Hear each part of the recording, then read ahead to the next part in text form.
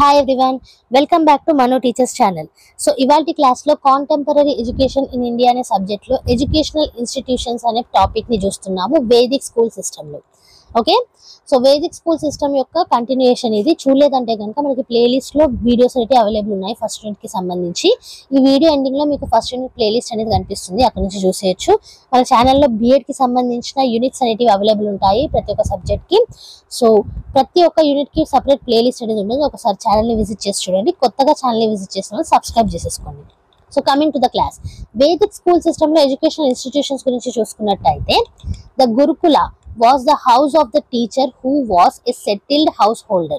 So గురుకుల మనకు తెలిసిందే, టీచర్ యొక్క హౌస్, అది ఇల్లు. Okay, so settled house holder ఎవరైతే ఉంటారో టీచర్స్, వాళ్ళకి గురుకుల ఉండేది. After the initiation ceremony a child would leave his natural parents and reside in the house of his preceptor or guru. So మనకి ఉపనయన అనేసి ఉంటుంది అనుకున్నాం కదా. సో ఆ ఇనిషియేషన్ సెరమనీ అయిపోయిన తర్వాత, విద్యారంభ సెరమనీ ఇవన్నీ అయిపోయిన తర్వాత న్యాచురల్ పేరెంట్స్ ఎవరైతే ఉంటారో, బయాలజికల్ పేరెంట్స్, వాళ్ళని వదిలి గురువుల యొక్క ఇంటికి వెళ్ళి అక్కడే గురుకులాల్లో ఉంటూ చదువుకుంటారు అనమాట. Till the end of his studies అన్ని అయిపోయేదాకా. Then there were parishads or academies where the students of advanced learning gathered and enriched themselves through discussions and discourses. గురుకుల అయిపోయిన తర్వాత పరిషత్స్ అనేటివి ఉండేటివి, అకాడమీస్ అంటారు వాటిని. ఓకే, సో ఇక్కడ ఏం చేసేవాళ్ళు, అందరు ఒక దగ్గర చేరి ఎవరైతే అడ్వాన్స్డ్ లెర్నింగ్ నాలెడ్జ్ అనేది ఉందో వాళ్ళు ఒకరితో ఒకరు డిస్కస్ చేసుకుంటూ నేర్చుకునే వాళ్ళు అనమాట. Being seat of learning they were originally conducted by 3 Brahmins. So original గా అది కండక్ట్ చేసేది ఎవరు, 3 Brahmins.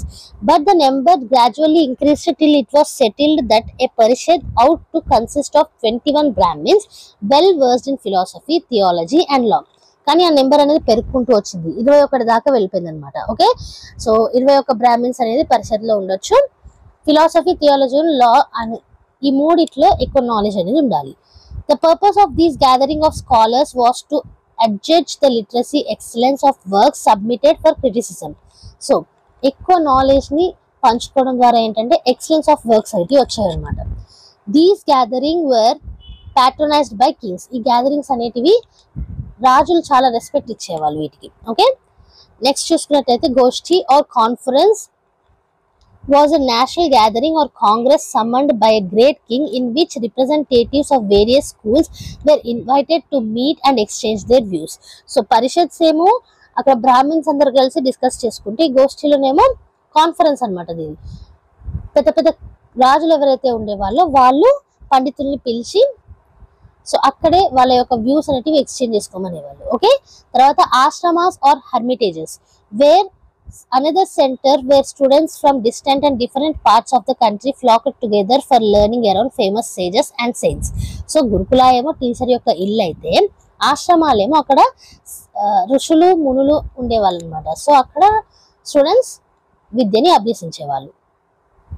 నెక్స్ట్ చూసుకున్నట్టయితే విద్యాపీఠ was an institution for spiritual learning founded by the great Acharya Sri Shankara in places like Sringeri, Kanchi, Dwarka, Puri and Badri. So శృంగేరిలో, కాంచీలో, ద్వారకాలో, పూరిలో, బద్రిలో ఈ విద్యాపీఠాలు ఉండేటివి అనమాట. ఇవేంటి, స్పిరిచువల్ ఇన్స్టిట్యూషన్స్. ఓకే, ఆచార్యులు ఉండేవాళ్ళు ఇక్కడ. తర్వాత ghatikas was an institution of highest learning where both the teachers and the thought met and discussed on religious literatures. Teachers కూడా స్టూడెంట్స్ కి గటికాస్ దగ్గర ఏంటంటే ఈ రిలీజియస్ గురించి, లిటరేచర్ గురించి డిస్కషన్స్ అనేవి చేసేవాళ్ళు అనమాట. హైయెస్ట్ లెర్నింగ్ అనేది జరిగేది. తర్వాత అగ్రహారాస్ were settlements of Brahmins in villages where they used to teach. అగ్రహారాలు మీకు ఇప్పటికీ తెలిసే ఉంటుంది. సో బ్రాహ్మిన్స్ అందరు ఉంటారు అక్కడ టీచింగ్ అనేది జరుగుతుంది. తర్వాత mathas was a place where pupils used to reside and received instruction both religious and secular. ఇక్కడ religious and secular information, instructions అనేటివి వచ్చేటివి అనమాట మఠాస్ లో. These mathas belonged to both Shaiva and Vaishnava sects and were normally attached to some temples. So మనకు already తెలిసిందే, మఠాలు మనకి temples తోటి attachment లో ఉంటాయి. శైవ మఠాలు ఉంటాయి, వైష్ణవ మఠాలు ఉంటాయి. Okay, Brahmapuri was a settlement of learned Brahmins in parts of towns and cities or in any selected area where education was imparted. Education అయితే ఎక్కడైతే ఇస్తున్నారో అక్కడ సెటిల్మెంట్ అనేది జరిగేది బ్రాహ్మిన్స్ ది, అది బ్రహ్మపురి. మెయిన్ గా cities and towns. Okay, so ఇది about educational institutions. So అందులోనే ఫేమస్ ఎడ్యుకేషనల్ ఇన్స్టిట్యూషన్స్ ఏంటో చూద్దాము. Takshashila. This was a chief centre of learning in 6th century BC. So 6వ సెంచరీ బీసీలో ఇది చీఫ్ సెంటర్ ఆఫ్ లెర్నింగ్ లాగా ఉండేది, which is Takshashila. Here 16 branches of learning were taught in different schools, each presided by a special master. So 16 branches అనేటివి ఉన్నాయి. Okay, different schools. So ప్రతి ఒక్క దానికి స్పెషల్ మాస్టర్ ఉండేవాళ్ళు. There were schools of painting, sculpture, image making and handicrafts. So అందులో కొన్ని రకాలేంటి, painting కానివ్వండి, స్కల్ప్చర్స్ కానివ్వండి, image making, handicrafts. But this university was reputed for its medical school. మెయిన్గా ఇక్కడ మెడికల్ స్కూల్కి ఫేమస్ అనమాట Takshashila. One famous student of this medical school was Jivaka, who cured King Bimbisara of Magadha and the great Buddha. Jivaka had studied here for 7 years under the Rishi Atreya. So special master ఉంటారు కదా, so ఆ special master ఎవరు, ఆత్రేయ గారు. So Athreya గారి ఆధ్వర్యంలో జీవక గారు medical స్కూల్లో చదివినారు ఇక్కడ తక్షశిలలో. సో ఈయన ఏం చేశారు, బింబిసారా, ఈ కింగ్ బింబిసారా ఎవరైతే ఉన్నారో, అలాగే గ్రేట్ బుద్ధ మీకు తెలిసిందే, సో వీళ్ళని హీల్ చేశారు. ఓకే, తర్వాత నలంద. సో ఇప్పటికీ మీరు నలంద యూనివర్సిటీ గురించి వినే ఉంటారు. The university of Nalanda was famous for it's faculty of logic. So logic యొక్క ఫ్యాకల్టీకి నలంద యూనివర్సిటీ అనేది ఫేమస్. ఓకే, తర్వాత Vallabhi. While Nalanda was a famous seat of learning in Eastern India, Vallabhi was a re-owned seat of learning in the Western India. So Nalanda Eastern India lo aithe, Vallabhi Western India lo. Okay, if Nalanda was specializing in the higher studies of Mahayana Buddhism, Vallabhi was a center for the advanced learning in Hinayana Buddhism. So Mahayana Buddhism emo Nalanda lo aithe, Hinayana Buddhism emo Vallabhi lo. Secular subjects like Artha Shastra, Niti Shastra, Chikitsa Shastra were also taught here, and like Nalanda, students from all parts of India used to come here to study. So ఇక్కడ main subjects ఏంటి మనకి, economics, లా, medicine. So దీంతో పాటుగా మిగతాయి కూడా ఉండేటివి, కానీ main అన్నమాట. సో నలంద యూనివర్సిటీకి స్టూడెంట్స్ ఎలా అయితే ఆల్ ఓవర్ ఇండియా నుంచి వచ్చేవాళ్ళు, దీనికి కూడా వచ్చేవాళ్ళు.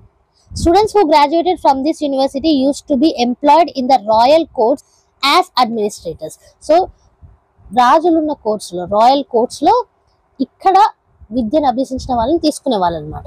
తర్వాత Vikramashila. The university of Vikramashila was renowned for tantric Buddhism. Tantric Buddhism కి ఈ యూనివర్సిటీని తీసుకున్నారనమాట Vikramashila. Ujjain. It was famous for its secular learning including mathematics and astronomy. So వివిధ రకాల సబ్జెక్ట్స్ అనేవి ఉండేటివి మనకి ఇక్కడ ఉజ్జయిన్లో, మెయిన్గా మ్యాథమెటిక్స్, ఆస్ట్రానమీ. ఇంకా చూసుకున్నట్టయితే Benares. It was well known for teaching theology. థియాలజీకి ఫేమస్ ఏంటి మనకి, బెనారస్. ఓకే, తర్వాత Salotgi. It was an important centre for learning in Karnataka. So కర్ణాటకలో ఇది important learning centre. It had 27 residents for its students who hailed from different provinces. So 27 residents అనేటివి ఉండేటివి అనమాట different స్టూడెంట్స్కి ఇక్కడ. Other important centres of learning in South India were Sringeri and Kanchi. ఇంతకుముందే చూసాం కదా, శృంగేరి, కాంచి, ద్వారక. సో ఇవి ఇంకా ఫేమస్ సెంటర్స్. కానీ సౌత్ ఇండియాలో చూసుకున్నట్టయితే శృంగేరి, కాంచి. తర్వాత హై స్టాండర్డ్ ఆఫ్ ఎడ్యుకేషన్ గురించి చూద్దాము. ఫేమస్ ఎడ్యుకేషన్ ఇన్స్టిట్యూషన్స్ అనేవి చూసాం కదా, ఇప్పుడు high standard of education. The quality of education imparted in ancient India was unparalleled. So ఇప్పుడున్న చదువులకి అప్పుడున్న చదువులకు చూసుకుంటే అప్పుడున్న చదువులే మనకి బెటర్గా ఉండేటివి. ఓకే, సో దాన్ని మ్యాచ్ చేసేది ఏది ఉండేది కాదు వేదిక్ సిస్టంలో. Hence, in spite of various hardship and hurdles, students from different parts of the world flocked of Indian universities. So, world లో, ప్రపంచంలో ఎక్కడెక్కడి నుంచో ఇండియాకి వచ్చేవాళ్ళు విద్యను అభ్యసించడానికి. ఓకే, అంత మంచి క్వాలిటీ అనేది ఉండేది. Okay, high standard of education అనేది వేదిక్ స్కూల్ సిస్టంలో ఉండేది. ఓకే, లాస్ట్ టాపిక్ ఏంటి అంటే contribution. The Vedic philosophy AIIMS at universal brotherhood which leads global family, global trade and global market for the material as well as spiritual welfare of man kind. So ఎందుకంత famous ఉండేది మన education system అని అంటే Vedic philosophy వల్ల. So దాంట్లో ఏంటి, brotherhood కి చాలా ఇంపార్టెన్స్ అనేది ఇచ్చేవాళ్ళు. సో అందరూ కలిసి కట్టుగా ఉండాలి, అందరూ కలిసి ముందుకు వెళ్ళాలి. So global family, global trade, global market అనమాట. సో మెటీరియల్ పరంగా కానివ్వండి, స్పిరిచువల్ పరంగా కానివ్వండి, మానవత్వం యొక్క ఉన్నతికి. ద వైదిక్ ధర్మ involves knowledge of 4 Vedas, Rigveda, Yajurveda, Samaveda and Atharvaveda. along with the knowledge of Shruti, Smriti, etc. So మనకు తెలిసిందే వేదిక్ స్కూల్ సిస్టమ్ లో 4 వేదాలు ఉంటాయి. ఋగ్వేద, యజుర్వేద, సామవేద, అథర్వవేద. దాంతో పాటుగా శృతి, స్మృతి కూడా నేర్పించేవాళ్ళు. Provided an individual with knowledge which broadened his intellectual horizon. So తన యొక్క బుద్ధిని పెంచేలాగా ఉండేదన్నమాట. It took pride in civilization and culture. Vedic system లో మన సివిలైజేషన్ అండ్ కల్చర్ అనేది చాలా వరకు ఇంపార్టెన్స్ అనేది ఇచ్చేవారు, చాలా వరకు హైప్ అనేది ఉండేది అనమాట. ఓకే, సో ఇది ఇవాళ క్లాస్ లో ఎడ్యుకేషనల్ ఇన్స్టిట్యూషన్స్ గురించి చూసాము. దాంట్లో ఫేమస్ ఎడ్యుకేషనల్ ఇన్స్టిట్యూషన్స్ ఏంటో చూసాము, అండ్ అలాగే హయ్యర్ క్వాలిటీ అనేది ఉంటుందని చూసాము, అండ్ కాంట్రిబ్యూషన్స్ అనేవి చూసాము. ఈ మొత్తం నోట్స్ కూడా మీకు కింద డిస్క్రిప్షన్ బాక్స్ లో PDF రూపంలో అవైలబుల్ ఉంటుంది. ఫ్రీగా లింక్ అనేది ప్రొవైడ్ చేస్తాము, అక్కడ నుంచి డౌన్లోడ్ చేసేసుకోవచ్చు.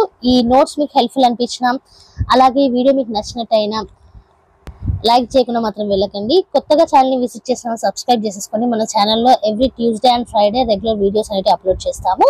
ఏ వీడియో కూడా మిస్ కాకుండా చూడాలంటే కనుక మీరు చేయాల్సిందల్లా సబ్స్క్రైబ్ చేసేసుకొని పక్కనే ఉన్న బెల్ ఐకాన్ని ప్రెస్ చేయడం. సో మీ సబ్స్క్రిప్షన్స్ అనేవి మాకు ఎంకరేజింగ్గా ఉంటాయి కాబట్టి like, share and subscribe. And next video తోటి మళ్ళీ కలుద్దాం. అంతవరకు eat, sleep, learn and repeat.